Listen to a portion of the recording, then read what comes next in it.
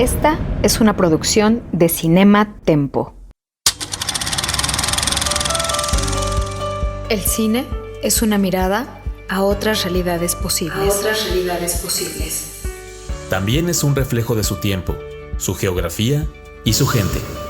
Bienvenidos a Cinema Tempo Mexicano, un espacio para hablar de nuestro cine sin quedarnos en los lugares comunes. Con Marcela Vargas Reynoso y Luis Andrés Olascoaga Toro. Hola amigos de Cinema Tempo, bienvenidos a este nuevo espacio Cinema Tempo Cine Mexicano. Yo soy Marcela Vargas y estoy con mi compañero Andrés Olascoaga. Andrés, ¿cómo estás? ¿Con quién vamos a platicar en nuestro primer episodio? Pues nuestros primeros invitados en Cinema Tempo Cine Mexicano son Carlos Lenin y Paloma Petra. Ellos estrenarán próximamente La Paloma y el Lobo, película que desde su estreno en el Festival de Cine de Locarno en 2019 ha tenido una muy buena acogida en distintos festivales, y además ambos también presentarán el cortometraje El sueño más largo que recuerdo en el Festival de Cine de Sundance. Así es que Carlos, Paloma, muchísimas gracias por acompañarnos. Hola, muchas gracias por invitarnos. Bueno, muchísimas gracias por invitarnos a su espacio. Pues la primera pregunta que tendríamos para ustedes es, platíquenos de dónde surge esta colaboración y esta mancuerna que ya llevan ustedes trabajando muchísimos proyectos, porque La Paloma y el Lobo y el cortometraje son apenas dos de lo que tienen ustedes en mancuerna. Tenemos ya tiempo trabajando juntos porque y tenemos una iniciativa, tenemos una productora acá en Nuevo León que se llama Huasteca Casa Cinematográfica. Siempre hemos tratado de dialogar y crear desde la necesidad de descentralizar el cine en nuestro país, y pues siendo nosotros de Nuevo León, yo específicamente de Linares, empezamos esta colaboración apelando a las historias que nos rodean, que son también las historias que nos conforman en términos de identidad y en términos de nuestras búsquedas artísticas. Y de ahí surge, hemos hecho esta mancuerna desde Latitud Norte, ahora con El sueño más largo que recuerdo, que como bien mencionas, se estrenará afortunadamente en el Festival de Sundance, y La Paloma y el Lobo, que fue nuestro primer largometraje, pero también tenemos proyectos en desarrollo y esperamos seguir creciendo y seguir trabajando juntos. Sí, nos conocimos en el 2016. No, antes creo. 2014. Ay, las matemáticas. A 2014, sí, es cierto. En un corto que Lenin estaba fotografiando y yo protagonizaba, y justo ahí fue cuando, pues, sí, nos conocimos, hicimos clic, nos dimos cuenta de que para nosotros ambos era muy importante. Teníamos este tema de la descentralización del cine, de la representación de nuestras comunidades en pantalla, y fue así como empezó justo a surgir esta colaboración, y pues que sigue hasta ahora. Y justo una de las cosas que nos gustaría que nos contaran en este tema precisamente de la descentralización de estas historias, creo que hay dos elementos que hacen de La Paloma y el Lobo una película muy interesante en ese sentido, porque no solo se llevan una historia sobre la violencia a otras latitudes de México, a otros puntos geográficos que no son los que necesariamente están siempre en la mirada del cine mexicano, y además la cuentan con un abordaje a una historia de amor que también es distinta de lo que estamos acostumbrados a ver. ¿Cómo es que llegan a estas decisiones tanto estéticas como narrativas? Creo que justamente llegamos a estas decisiones a partir de que entendíamos que lo que queríamos compartir, que lo que queríamos contar, no eran temáticas o situaciones que estaban aconteciendo, sino que eran parte de nuestra realidad, o sea, y que nosotros éramos parte de estos acontecimientos. Desde ahí fue nuestra aproximación.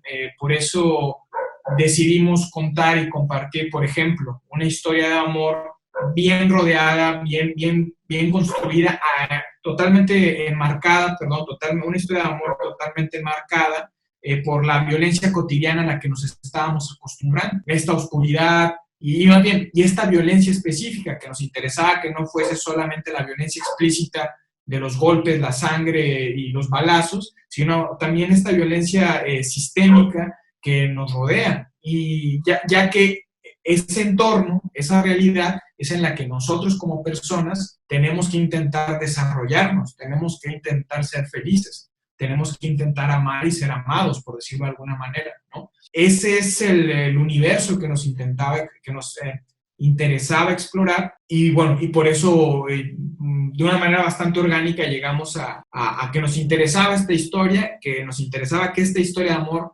sucediese en este entorno, y que nos interesaba que nuestros personajes fuesen estos entes diminutos, luminosos al centro de nuestros cuadros, que permanentemente iban a estar rodeados por la inmensidad de la violencia, por la inmensidad del marco industrial decadente, que de alguna u otra forma es nuestra carta, irónicamente, de amor a Monterrey, que es nuestra casa, porque así es como lo vemos, no lo vemos como esta postal poderosísima, industrial, fuerte, exitosa, de mucho dinero. Para mí no es eso, para mí es una permanente promesa de una ciudad, de una promesa industrial que nunca fue realmente. Lo digo como perteneciente a la clase trabajadora. Y bueno, de ahí emana esta búsqueda y de ahí emana la película que nosotros imaginamos compartir con ustedes. Y creo que es importante justo como recalcar, creo que bien Lenin ya lo dijo, pero recalcar como la historia de amor fue primero, ¿no? O sea, el germen es la historia de amor. Y luego, obviamente, en dónde se desarrolla y en el contexto en el que se desarrolla, ¿no? Y justo es lo que tratamos de hacer con nuestro cine. No somos temas, o sea, no somos justo, la violencia del narco, los desaparecidos, o sea, no es el tema en sí, es justo las personas y cómo tratamos de vivir en este contexto en el que, pues, hemos tenido que crecer y desarrollarnos, que es aquí en Nuevo León, en el norte del país, ¿no? Y pues, digo, lamentablemente, esa es nuestra realidad.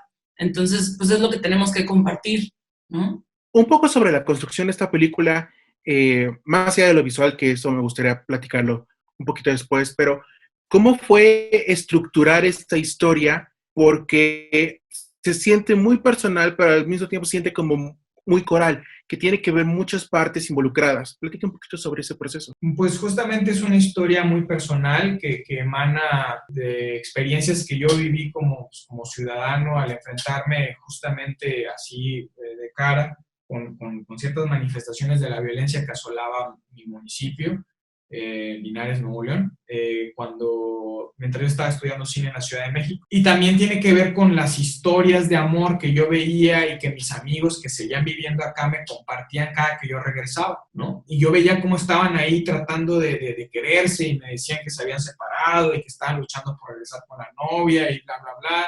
Y todo esto mientras se estaba cayendo Nuevo León o Monterrey, está cayendo a pedazos, o sea, que había sangre por todos lados y a mí eso me parecía muy digno, me parecía muy una especie muy particular de resistencia, ¿no? Yo te voy a querer, o sea, yo sí se está cayendo todo esto, pero voy a salir, voy a cruzar la calle y le voy a decir a esa persona que la quiero, ¿no?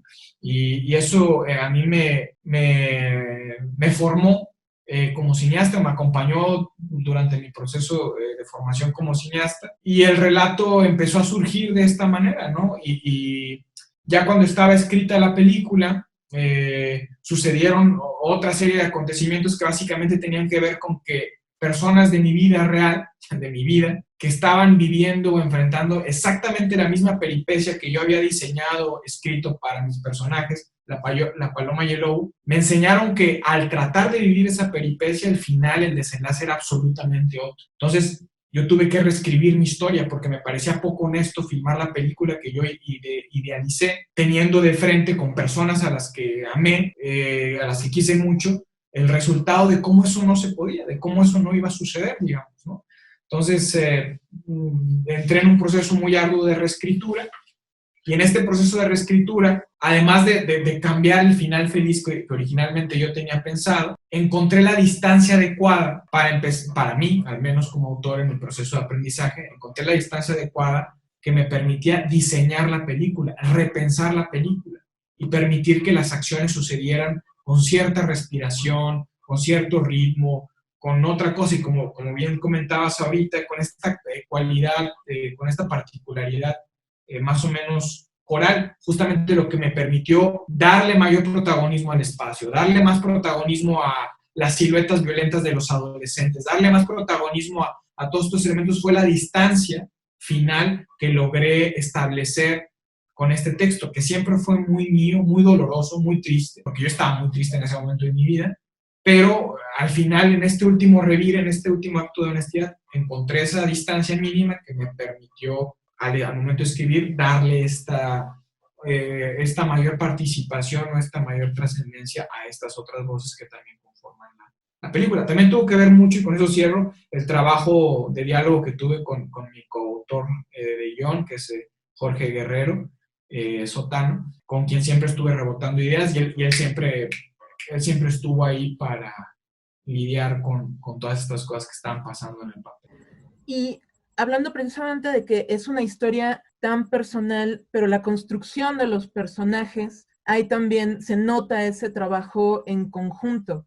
En particular sobre Paloma, me llama la atención que tanto Paloma como Lobo tienen sus nombres simbólicos, digamos que están opuestos en cuanto a personalidad. Paloma es feroz, Paloma es más un lobo. ¿Cómo fue construir entre guión y entre ya la participación directa tuya, Paloma? ¿Cómo fue construir a este personaje, a esta mujer que es tan feroz como un lobo? Pues justo Lenin y yo trabajamos mucho de la mano desde que se le ocurre a Lenin la idea, ¿no? De que, siento que quiero hacer una película de esto, aquí está, mira, ya la vi en mi cabeza, ¿no?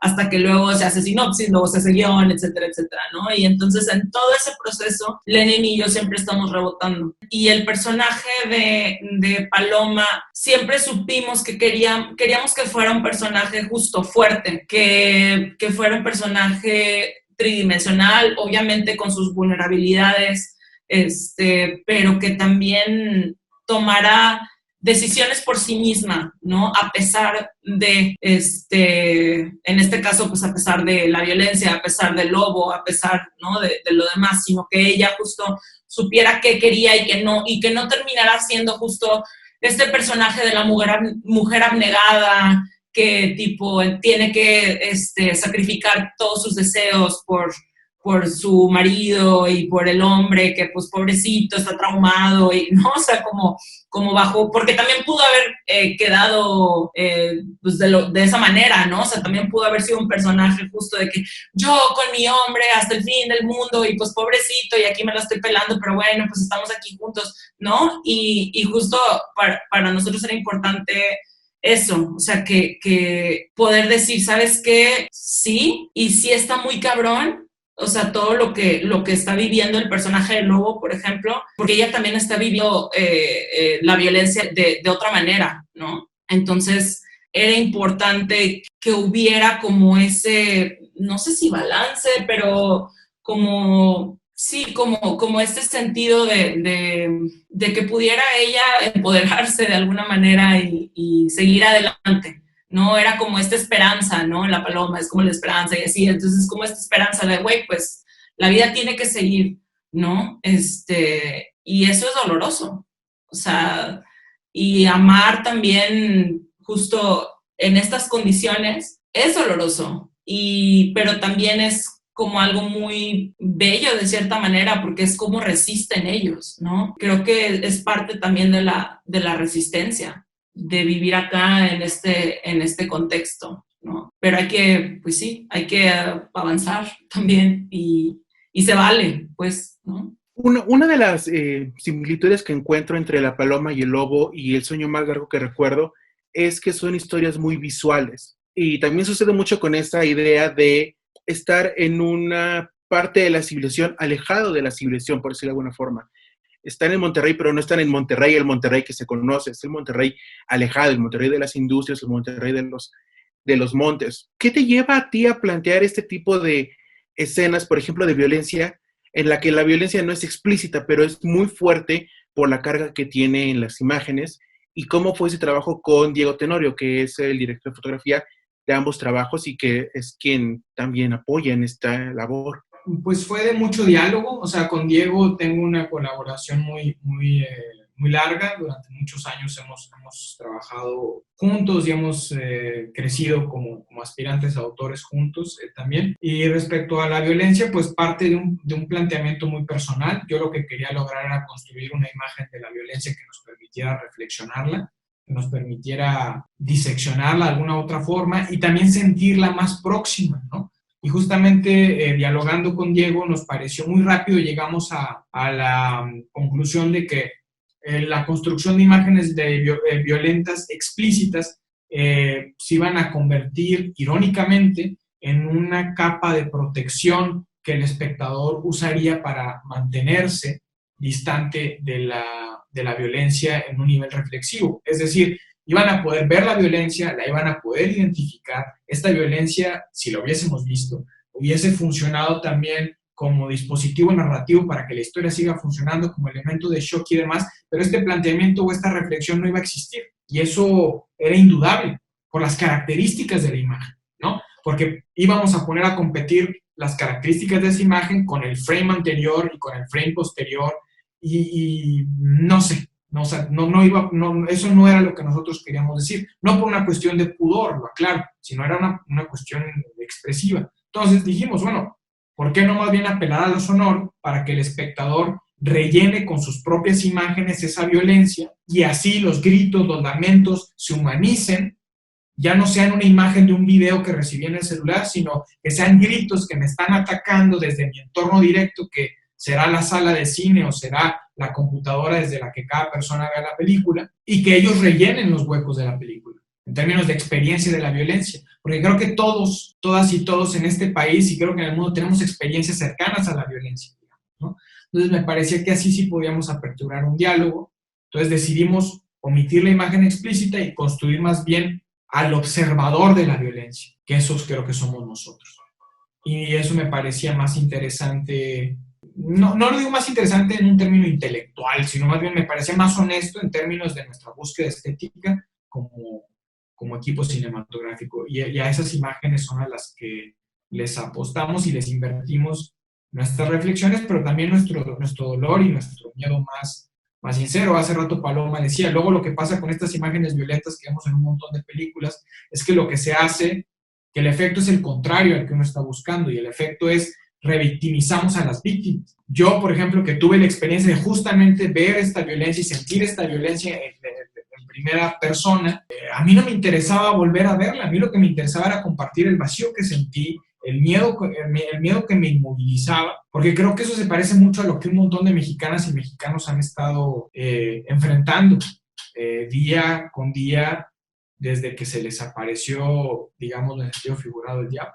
Y eso es lo que yo tenía que compartir, y por eso construí este tipo de imagen. Si mi experiencia fuese otra, si mi relación con la violencia fuese otra, seguramente hubiese propuesto otras imágenes.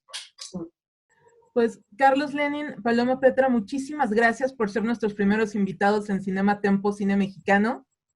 Y cuéntanos dónde vamos a poder ver esta película y eventualmente dónde podremos ver El sueño más largo que recuerdo. Pues La Paloma y el Lobo está Piano Distribución justo planeando como toda esta estrategia. Estamos pensando más o menos hacia finales de febrero, inicios de marzo, si la pandemia nos lo permite, estar en salas comerciales, ojalá que podamos hacerlo, y después obviamente en plataformas de streaming. Y El sueño más largo que recuerdo, pues estrenamos el 28 de enero de este mes en Sundance. Y pues ojalá que tenga más espacios. Ahorita todavía no sabemos hacia dónde más va a viajar este corto, pero pues ojalá que a muchos lados. Y pues nada, también invitarles, justo estamos subiendo contenido, tenemos un canal de YouTube justo de Huasteca Casa Cinematográfica, y ahí subimos justo nuestro cortometraje 24 grados 51 minutos latitud norte. Ahí está en nuestro canal de YouTube, que lo protagoniza también Armando Hernández, junto con Silverio Palacios, Abdul Zambrano, Humberto Rubio, Moisés Arismendi, Jorge Adrián Espíndola. O sea, es un elenco chingoncísimo que que la verdad es un gran corto. Si tienen la posibilidad, véanlo, está ahí en YouTube. Estamos empezando un podcast también de cine y tenemos ahí varios, pues sí, queremos empezar a subir cositas ahí a nuestro canal como para seguir haciendo cine, aunque sea desde el confinamiento, ¿no? Desde la pandemia. Perfecto, pues estaremos al pendiente de todos sus proyectos y ya saben, Cinema Tempo Cine Mexicano también es su casa, así que muchas gracias por acompañarnos hoy y gracias a ustedes, amigos de Cinema Tempo Cine Mexicano. Nos vemos muy pronto, estamos en Twitter como @cinematempo. Un espacio para hablar de nuestro cine y de los talentos que lo hacen posible. Cinema Tempo Mexicano. Con Marcela Vargas Reynoso y Luis Andrés Olascoaga Toro. Esta fue una producción de Cinema Tempo. Producción de audio, Hernán Espinosa Anguiano. Producción de Facebook Live, Jaime Rosales. Voces, Lucero Calderón y Hernán Espinosa.